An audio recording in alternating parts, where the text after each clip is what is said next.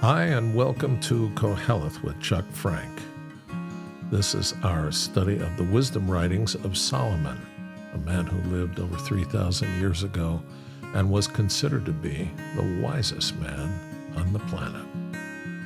This is Q8, and it's a message for you. Everything has its time. To everything there is a season, and a time for every purpose under heaven.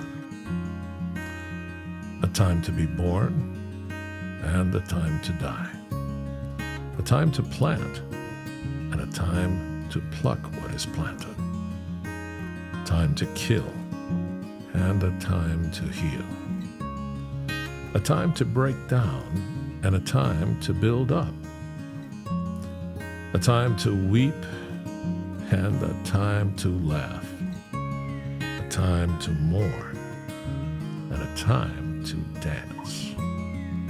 A time to cast away stones and a time to gather stones.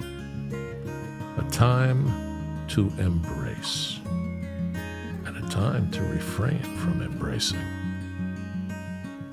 A time to gain and a time to lose, a time to keep, and a time to throw away, a time to tear and a time to sow, a time to keep silence, and a time to speak, a time to love, and a time to hate, a time of war, and a time of peace. Well, this is really a fascinating construct for us as human beings trying to navigate our time on earth. Solomon is saying that there is a specific time for every purpose under heaven. Now, what does he mean by every purpose? Well, he lays out a list in pairs of the components of a full life, and he gives them to us in opposites.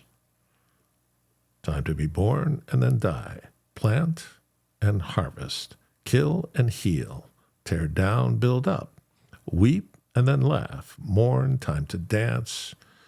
You get the picture. All of these opposites, all of these purposes, he calls them. There is a specific time, specific to the puzzle of your life, that God has put together before you were even conceived.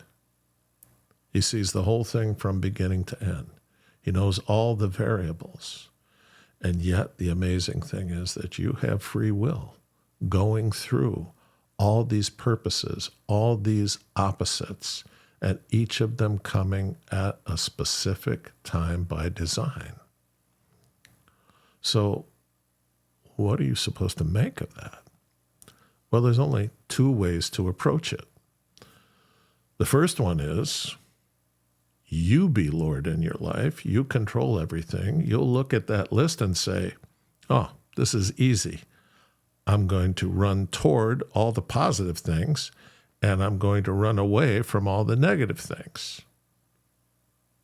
You can see why a secular person would try to do that. And it never works. But here's the answer key. If you embrace God first and ask him to be Lord of your life, then he promises, if you do that, he promises to give you godly wisdom, godly knowledge, and unending joy, and a peace that will passeth all understanding. So now you look at this list and you say, you know what? God, these are all the puzzle pieces God has, and he's going to decide which ones are going to be large, small, brightly colored, plain, hard to fit into the puzzle.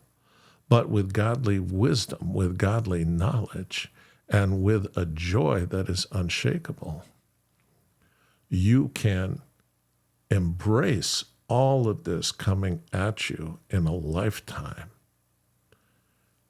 and do it in a way that builds your faith, your character, your ability to love, and the richness of the relationships around you.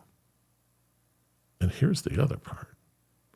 Our time on earth, to get all these purposes in at specific times with different weights, it's a very short time. Doesn't matter how many years you live. Our time here is brief. Our time in eternity lasts forever.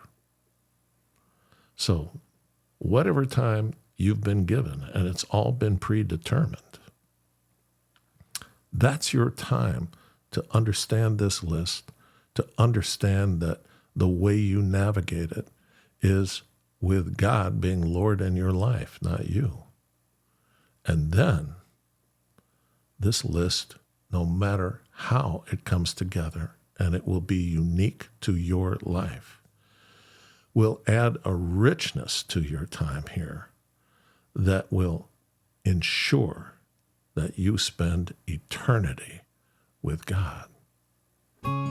This is the ultimate blessing that He has for each and every one of us. This is the reason that Jesus died, to ensure the opportunity for us to be able to embrace the life that we have and enjoy eternity with God. God wants to bless you with each one of these components, and He's assigned a specific time to it. Don't miss the blessings. They are new every morning, and He wants you to have them. God bless you.